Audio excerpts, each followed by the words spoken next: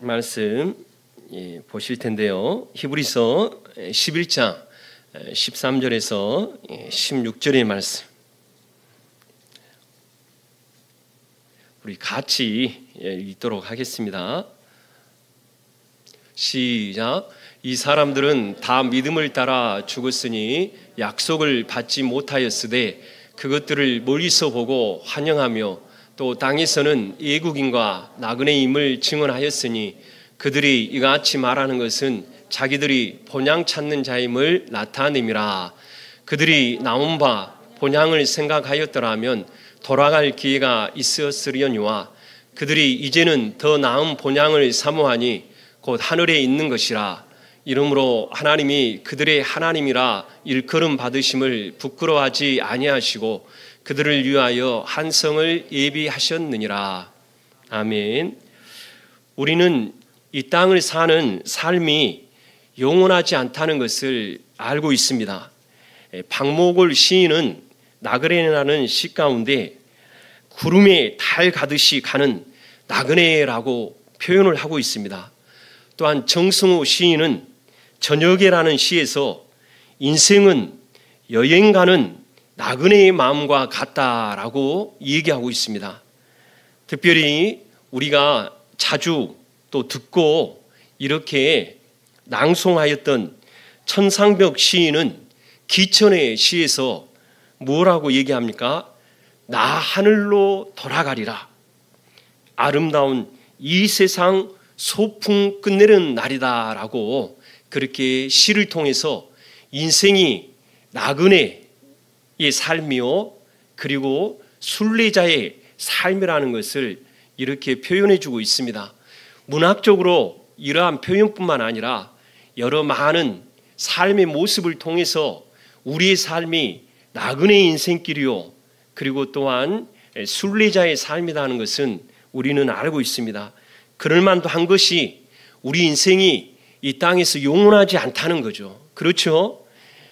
잠시 피었다 지는 꽃과 같이 우리의 인생도 그렇게 져버릴 수밖에 없는 거고 또한 안개와 같이 사라질 수밖에 없는 게 우리 인생입니다. 그래서 모세는 우리 인간의 수명에 대해서 얘기하기를 70 정도 사람들이 살아가더라. 그런데 그렇게 70 정도 살아가는 사람 가운데 좀 더 건강하고 강건한 사람들은 80 정도 살더라. 하지만 7, 80을 사는 사람의 삶도 보니까 행복하고 즐겁고 기쁜 삶보다는 수고와 슬픔이 더하더라라고 표현하고 있습니다. 그렇습니다. 우리의 인생은 근심과 걱정과 염려와 수고와 슬픔이 더한 삶을 살고 있어요. 그러나 이러한 삶이 우리의 삶에 불행하는 삶이냐? 아니다는 거예요. 왜냐? 우리의 삶이 비록 잠시 잠깐 나그네의 길과 같은 삶이요 순례자의 길과 같은 삶일지라도 이 삶 가운데 우리의 주인이시고 우리 인생의 왕이 되신 하나님이 우리와 함께하기 때문에 그런 줄 믿습니다. 성경에서도 하나님을 믿는 사람들 가운데도 자신의 삶을 나그네 인생길이다라고 얘기한 인물들이 들어 있습니다. 우리가 잘 아는 야곱이라는 사람이 있잖아요. 그렇죠? 야곱이 자신의 아들 요셉의 덕택에 궁극적으로 얘기하면 하나님의 은혜겠죠. 하나님의 은혜로 이집트의 땅에 가게 되었습니다. 이집트의 땅에 가게 되면 그곳에 왕이 있었는데 그 왕을 통칭하는 단어가 바로라고 합니다. 그래서 그가 바로 왕 앞에 섰어요. 바로 앞에서 왕의 앞에 서니까 바로가 야곱을 보면서 당신은 어떠한 인생을 사셨습니까? 라고 여쭤보죠. 그러니까 야곱이 뭐라고 얘기해요? 자신이 나그네 길 세월이 130년이었습니다. 라고 얘기하면서 그 130년의 세월이 너무 행복한 세월이었습니다. 라고 표현하지 않아요. 한번 따라서 해볼까요? 험악한 세월을 보내었나이다. 그렇습니다. 130년 동안 살아온 이 세월들이 행복한 삶이 아니라 험악한 세월을 살았다라고 얘기하고 있어요. 이뿐만 아니라 다윗은 시편 119편 19절에 나는 땅에서 나그네가 되었사오니라고 얘기하고 있습니다. 그렇습니다. 성경의 인물들도 자신들이 이 땅에 사는 삶이 영원하지 않다는 것을 알고 나그네의 삶이라는 것, 순례자의 삶이라는 것을 알고 있었다는 것이죠. 그래서 예수님의 제자 가운데 예수님의 수제자인 베드로 사도도 어떻게 얘기합니까?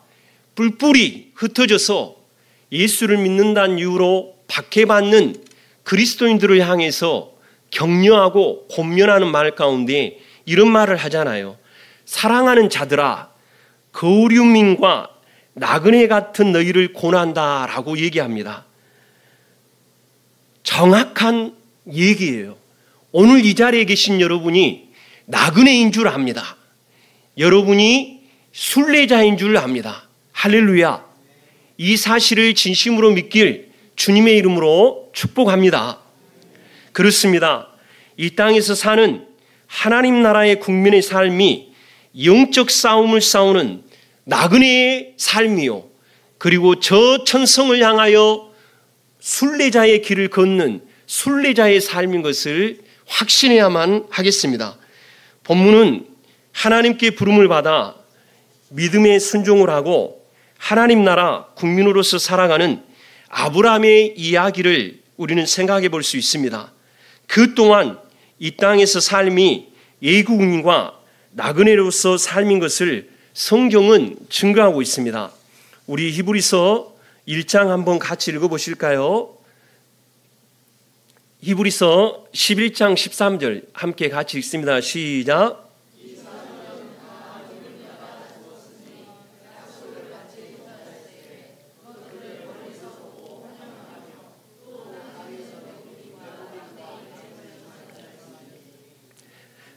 그렇습니다. 믿음의 삶을 산 아브라함도 예국인과 나그네의 삶을 살았다. 그런데 우리가 아브라함의 삶을 볼 때에 아브라함은 하나님의 부르심을 두 번 받게 되어집니다. 첫 번째는 갈대와 우르라는 지역에서 받게 되어지는데, 지금으로 얘기하면은 이라크 남쪽 지역에서 아주 번영한 도시에서 그가 살고 있었어요. 그때 그의 아버지와 함께 삶을 일구고 있었는데 하나님이 본토 친척집을 떠나라, 내 땅을 떠나라 라고 얘기해요. 그래서 그 하나님의 말씀을 듣고 순종하는 그런 과정하는 그 길에 어디에서 머무르게 됩니까?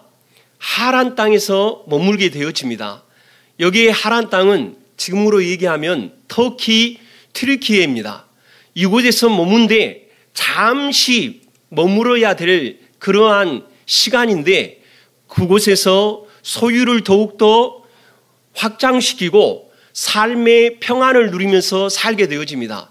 그러던 중 어떤 일이 생깁니까? 아브라함의 아버지 데라가 죽게 되어집니다. 아버지의 죽음이 있은 후에 아브라함은 하나님의 부르심을 받아요. 또 본토 친척 내 땅을 떠나 약속한 땅으로 가라고 두 번째의 부름을 받습니다. 이에 대해서 사도행전 7장 스데반은 정확하게 그 부분들을 표현하고 있는데, 아브라함이 하란에 있기 전에 메소포타미아, 여기서는 메소포타미아를 갈대의 우르 지역을 얘기하고 있습니다. 있을 때에 영광의 하나님이 그에게 보며 이르시되 내 고향과 친척을 떠나 내가 내게 보일 땅으로 가라 하시니, 아브라함이 갈대아 사람의 땅을 떠나 하란에 거하다가 곧 메소포타미아에서 이동해서 하란에 거했다라고 얘기하고, 그의 아버지가 죽음에 하나님이 그를 거기서 지금의 땅, 약속의 땅, 가나안 땅으로 인도했다라고 얘기하고 있는 것입니다. 그렇습니다. 우리는 하나님의 부름을 받은 사람인 줄 믿습니다. 각자의 삶의 모습이 어떠한지 우리는 구체적으로 알 수 없어요. 어떤 사람들은 농사를 짓다가 부름을 받을 수 있고, 어떤 사람은 공장에서 일을 하는 그러한 사람으로서 하나님의 부르심을 받을 수 있고, 어떤 사람은 일반적인 직장을 다니거나 또 여러 가지 사회적인 관공서에서 일을 하는 사람의 직장의 삶을 살면서 부름을 받을 수 있고, 어떤 사람들은 육체적인 고통을 통해서 전혀 예기치 않는 상황을 맞닿아서 마음이 불안하고 그리고 마음이 초조하고 이러다가 내 삶이 망가지는 거 아니야? 이렇게 살다가 내 삶이 완전히 어렵고 고통의 세월을 살지 않을까 하는 그 두려움으로 하나님을 찾을 수도 있는 상황이 있겠죠. 또 어떤 사람들은 경제적인 이유로, 그리고 또 어떤 사람들은 자녀의 문제로, 또 어떤 이들은 미래에 대해서 두렵고 불안한 인생의 문제로 하나님을 찾을 수 있고, 그런 상황 속에서 하나님이 불러주시고 만나주실 수 있다는 것을 우리는 인정해야 될 것입니다. 사랑하는 성도 여러분, 여러분을 부르신 하나님은 어느 때, 어느 시, 여러분이 어떠한 삶을 살고 있을 때 부르셨습니까? 다양한 모습 속에 분명히 하나님이 부르셨는데, 이 부르심은 하나님의 전적인 사랑인 줄 믿습니다. 창조의 하나님께서 피조물인 인간인 우리로 하여금 창세전부터 우리를 택하시고 예수 그리스도 안에서 예정하셔서 우리를 부르셨으니, 이 부르신 이유는 우리로 하여금 하나님 나라의 국민으로서 흠과 그리고 결점이 없도록 거룩한 하나님의 나라의 국민이 되어 살게 하시기 위해 부르신 줄 믿습니다. 그래서 이 부르심은 부르심으로 끝난 게 아니에요.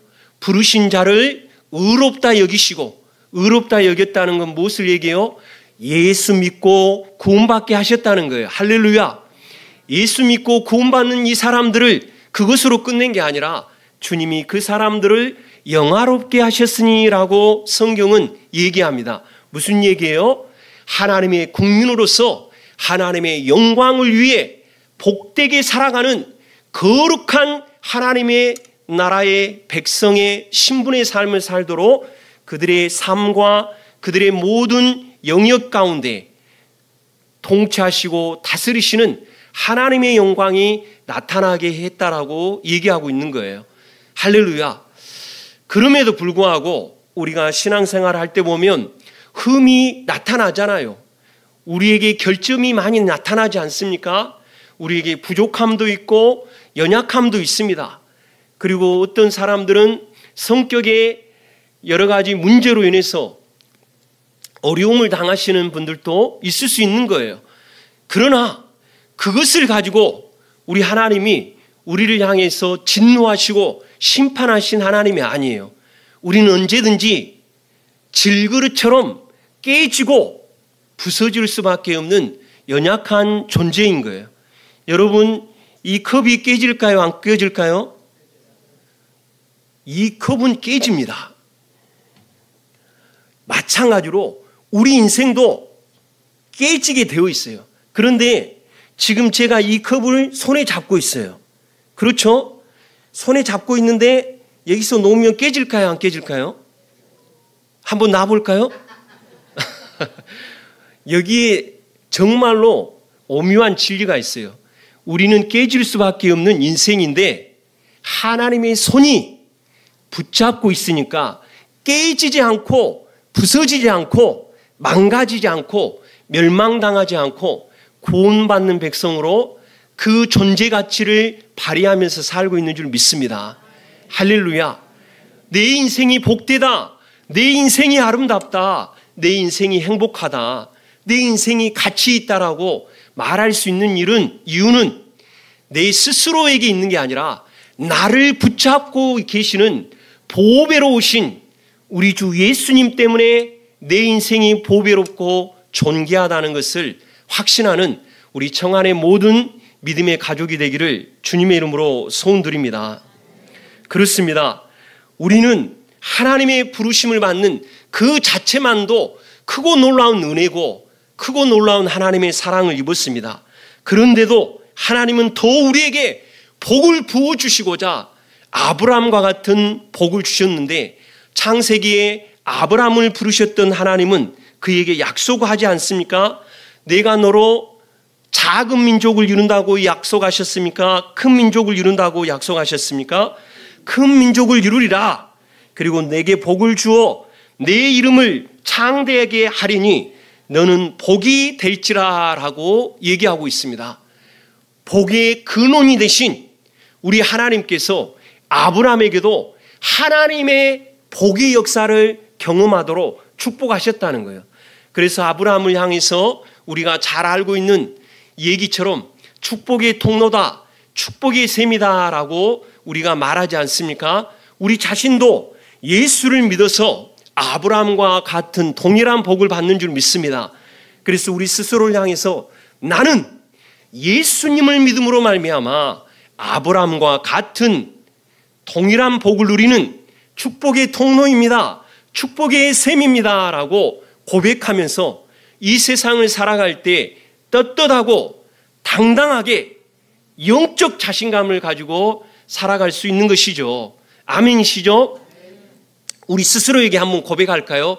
예수 믿는 나는 아브라함과 같이 축복의 통로다, 축복의 셈이다. 할렐루야. 이러한 영적 자신감, 자부심, 자긍심을 가지고 살아가기를 원합니다. 그리고 우리 좌우측에 계신 분들에게 한번 축복해 줄까요? 당신은 예수 안에서 축복의 통로십니다. 축복의 셈이십니다.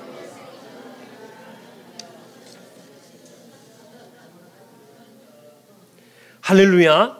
우리 모두는 예수 안에서 축복의 통로자, 축복의 셈이에요. 비록 내 스스로가 예적으로 아주 화려하지 않을지라도, 비록 아름다워 보이지 못하고 성공적인 삶의 모습이 내 삶에 펼쳐지지 않을지라도, 주님이 그런 예적으로 드러나 보이는 우리의 삶의 조건 때문에 우리를 향해서 축복의 통로, 축복의 셈, 아브라함과 같은 복을 주신 게 아니에요. 하나님은 아브라함이 하나님을 믿음에 의롭다라고 그를 받으셨어요. 무슨 얘기냐? 그가 예수님을 믿음으로, 하나님을 믿음으로 그를 구원시켰다라고 성경은 얘기하고 있는 거예요. 우리 그 말씀에 대해서 한번 알아볼까요? 갈라디아서 3장 6절에서 9절의 말씀까지 함께 읽도록 하겠습니다. 시작.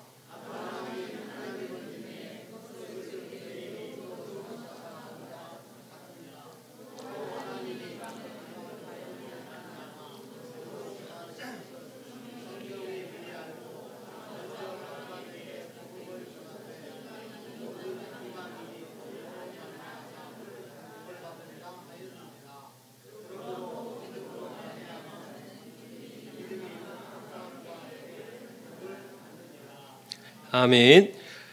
신약의 아브라함의 구원에 대해서 바울 사도는 아주 명쾌하게 해석을 해주겠어요. 먼저 아브라함에게 하나님이 복음을 전하셨다는 거예요. 예수를 믿어야, 그 당시에는 예수님을 바라보는 믿음이라고 할 수 있겠죠. 그러나 어찌 보면 아브라함은 예수님의 현현을 목격한 사람이었다라고 일부 신학자들은 얘기하고 있습니다. 그 가운데 아브라함의 집에 방문한 그러한 천사들을 얘기하면서 이것은 예수님의 현현이다라고 표현을 하기도 합니다. 궁극적으로 이방의 사람들이, 곧 특정 유대인들이 하나님의 택함을 받고, 그리고 언약의 백성, 하나님의 소유된 백성, 제사장 나라로서 그들에게 약속 있는 하나님의 말씀을 주었지만, 그들이 하나님을 믿지 아니함으로, 예수님을 믿지 아니함으로 그 믿음의 역사가 그 땅을 넘어 이방의 땅에 예수를 믿는 모든 사람들에게 구원을 주신 축복의 일을 위해 먼저 누구에게 복음을 전했다라고요? 아브라함에게 복음을 하나님이 전하셨다는 거예요. 그래서 아브라함이 복음을 믿고 하나님을 믿고 예수 그리스도의 놀라운 구원의 역사를 경험하고 그 일의 결과로 모든 이들이 예수 믿으면 아브라함과 함께 복을 받는다는 거죠. 이 복에 대해서 우리가 여러 가지로 논할 수 있겠는데 첫째로 개인적인 복이겠죠. 그것은 무엇이에요? 예수를 믿음으로 말미암아 전인적인 영혼 구원을 얻어진 축복인 줄 믿습니다. 그리고 또 어떤 축복이겠어요? 예수 믿는 자에게 가정의 축복이 임하는 줄 믿습니다. 또한 친척의 축복이 있는 줄 믿습니다. 무슨 얘기예요? 아브라함과 함께 했던 그의 조카 롯도 하나님께서 복을 주셔서 소유의 풍성함을 누렸잖아요. 그와 마찬가지로 바로 아브라함이 하나님을 믿음으로 말미암아 그의 조카 친척인 롯도라고 그러네요, 자꾸. 롯이 이렇게 표현하지 좀 여러분이 오해 없이 받아들일 것 같아요. 아, 목사님, 아브라함 때도 롯도가 있었어요? 예, 그렇습니다. 롯이 하나님의 복을 누렸던 것처럼 우리가 예수를 믿으면 우리 친척들도 예수를 믿게 되는 복이 임할 줄 믿습니다. 이뿐만 아니라 지역사회에 예수 믿는 역사가 일어나고 나라와 민족, 세계 열방 가운데 예수 믿게 하는 이러한 선교적 사명이 우리 교회와 우리 성도 개개인에게 이루어질 줄 믿습니다. 그렇습니다. 아브라함의 복은 그냥 개인이 만족하고 행복한 삶을 누리는 것으로 마무리하지 않고 그의 복이 축복의 통로의 존재로서 축복의 샘의 존재로서 흘러내어 보내는 그러한 역사를 이루었다는 것을 진심으로 믿는 여러분이 되기를 주님의 이름으로 소원드립니다. 그런데 아브라함은 단지 그러한 현세적인 복만을 누리면서 살았느냐? 아니다는 거예요. 그는 장차 올 하나님께서 예비하신 그 성, 천성을 향한 믿음을 갖고 사는 예국인과 나그네의 삶을 살았다라고 성경은 분명히 얘기하고 있는 것입니다. 우리 성경 히브리서 11장 16절 한번 같이 읽겠습니다. 시작.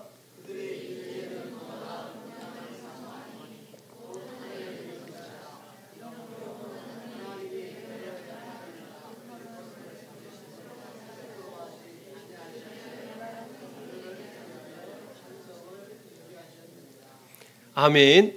더 나은 본향, 내가 태어나고 자랐고 살았던 그 고향이 아니라 더 나은 고향, 그것은 나를 창조하신 창조의 하나님이 하늘 보좌에서 통치하시고 다스리시고 왕으로 계신 더 나은 본향인 줄 믿습니다.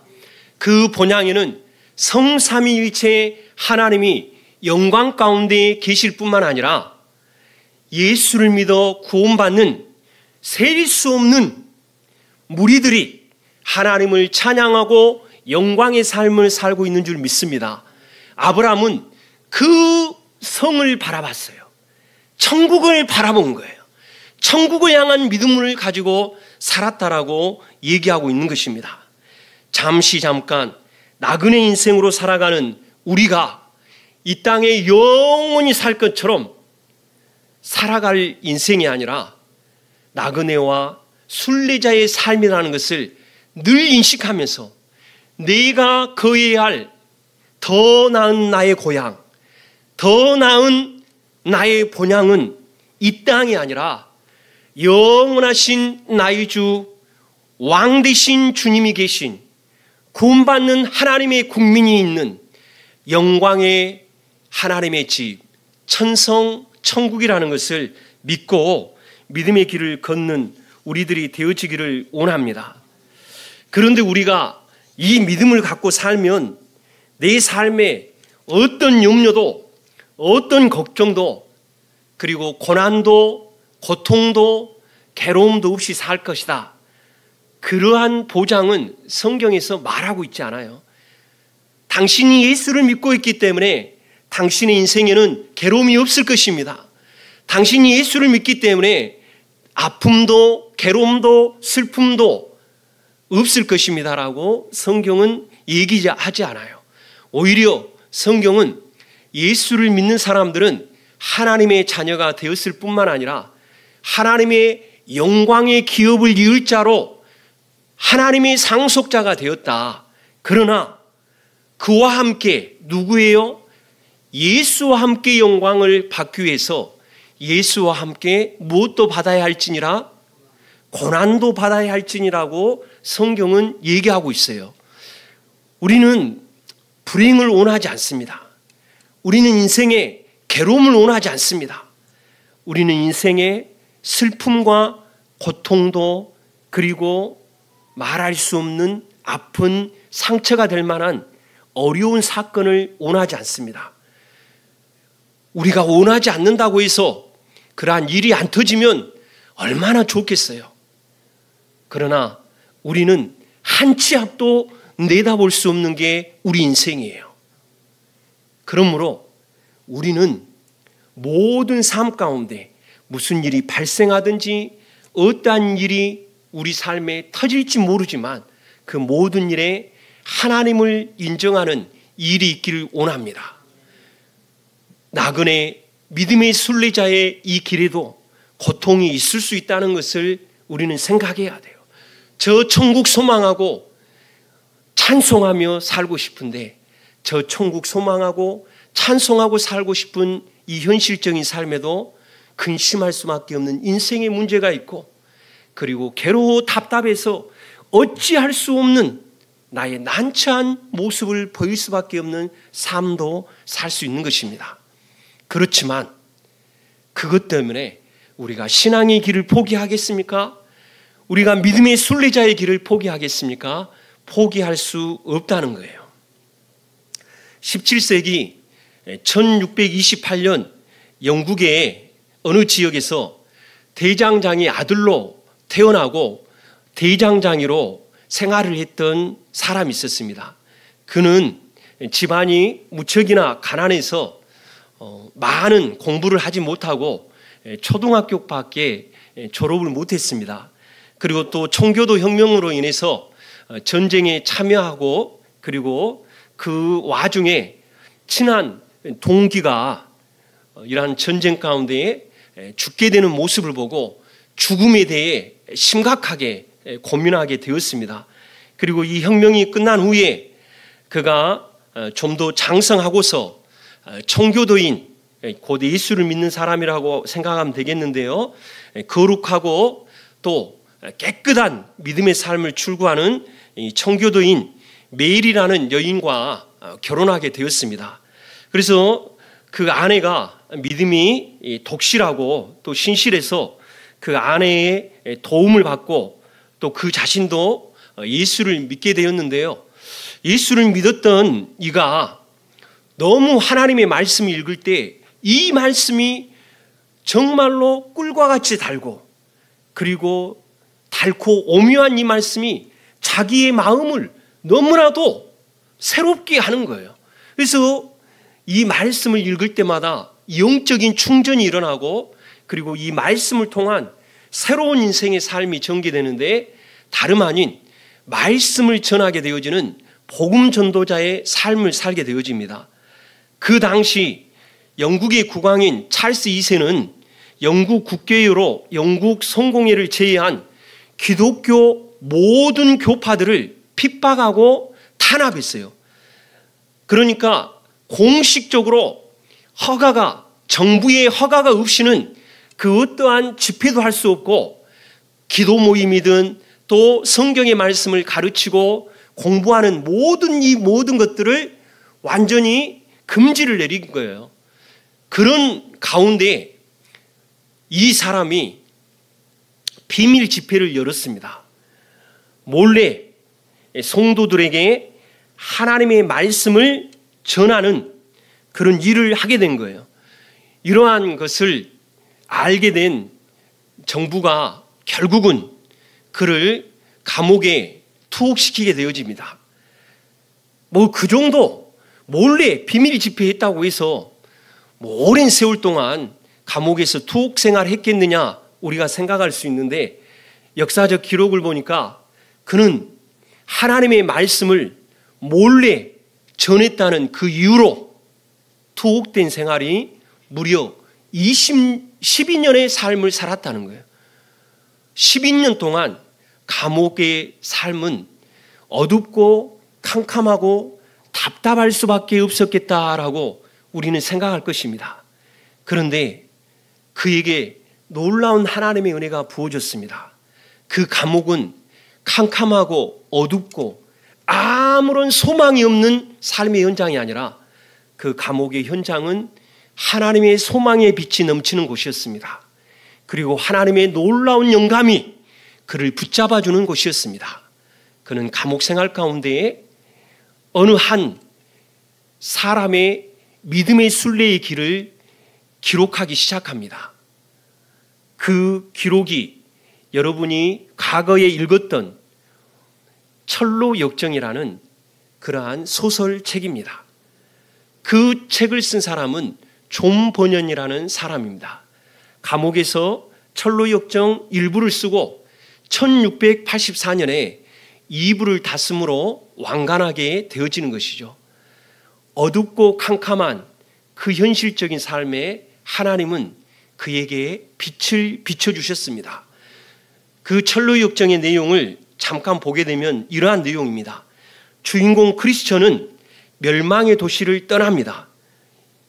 그리고 천성을 향해서 순례길을 출발하게 되어지죠. 그는 죄의 짐을 지고 출발하며 절망의 늪, 그리고 허영의 시장, 의심의 성, 죽음의 강 등 인생에 겪게 되어지는 많은 시련과 고난과 그리고 또 유혹과 미혹의 역사들이 있는 그런 삶의 현장들을 경험하게 되어집니다. 그런데 이러한 모든 시련과 유혹을 이겨낼 수 있었던 것은 그 혼자만의 신앙의 여정이 아니었다는 거죠. 그 가운데 신실이라는 사람, 그리고 전도자, 희망이 같은 동료들을 만나고 결국은 믿음의 최후 승리를 하고 천성을 입성하는 그 내용을 갖고 있는 것입니다. 사랑하는 성도 여러분, 우리는 더 나은 고향, 하나님이 계신 그분의 영원한 통치와 다스림이 있는 천국을 향하여 나아가는 길, 어떻게 살아가면 좋겠습니까? 디모데후서 4장 7절 8절의 말씀 우리 함께 읽겠습니다. 시작.